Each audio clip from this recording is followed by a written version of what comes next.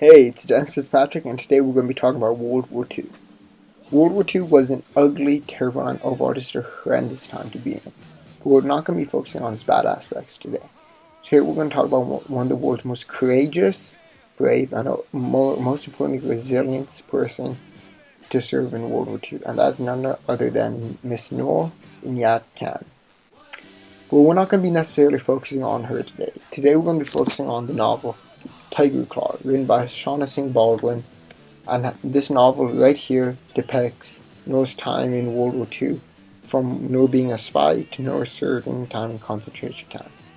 But we're also going to go focus on how this novel reflects Noor's resiliency through the themes of betrayal, loss of child, and religious and cultural discrimination.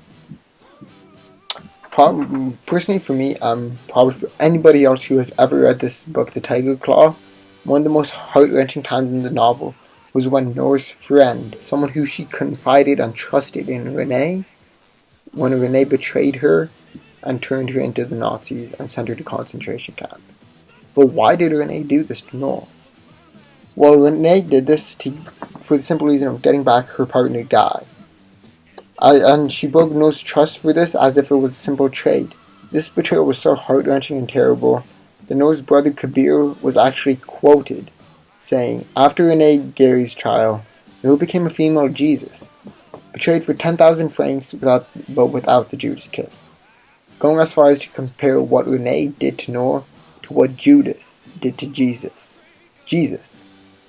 Even after what Renee did to her, Noor still had the courage and resiliency to forgive Renee, writing in one of her many journals saying, "What choice was offered, Renee? What might I have bartered for the chance to feel Armin's breath upon my cheek?" And this quote right here shows a level of resilience and understanding by comparing what Renee did to her and putting her in concentration camp to her love for her fiancé Armin, which personally to me shows resiliency because it shows Noor getting over and getting past his betrayal. Now we're going to talk about Noor's resiliency and how it was showed in this novel through the theme and problem that's sadly enough still around today, and that is religious and cultural discrimination. But for Noor it was worse because she had to deal with the discrimination not only from her enemies who she was fighting in World War II, but for her allies, the people who she was fighting for in World War II.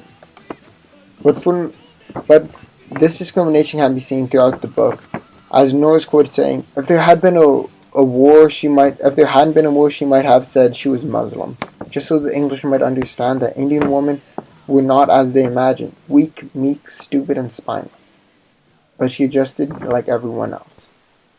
This quote was important because it showed that Noor had to change in order to fit into society and be accepted by those around her, which morally, to me, is terrible and wrong because Noor is fighting for those around her. The readers can see Noor realizing this, that it's wrong, as she tells off Colonel Buckmaster for discriminating against her, and says, if after all these 2.5 years of preparation and all my running up and down Glory Hill, you sort me into the wrong group, Colonel Buckmaster, if you reject me because I am Indian, not good enough for the SOE, or pack me off to the preparatory where I'll never see Armand till the war is over, I'll find another way to leave your charming little island and join the Marquis in France. And this quote right here was so quintessential because it showed Noor's resiliency because she was able to say enough is enough and stand up for herself and come over cultural and religious discrimination. And a final theme that followed Noor throughout this novel and showed her resiliency was probably one of the hardest to talk about, and this is the loss of an unborn child. This theme is introduced early on in the novel as Noor writes in her journals to Ma Petite Rue, who's later revealed to be the child that Noor had to abort, in order to protect this child from the discrimination and struggles it would have faced growing up in the society that Noor was in. It's pretty clear to the audience that Noor is heartbroken and struggles with the fact that she had to go abort her child, as she is quoted saying, "Was it a homicide I did that day, or an act of love for you and Armin? The divine and demonic met in me." This quote right here shows Noah's true feeling of regret. But later on in the novel, Noor comes to terms with this regret and is quoted saying, "Would I have done the same decision again? Enfant, the answer is yes.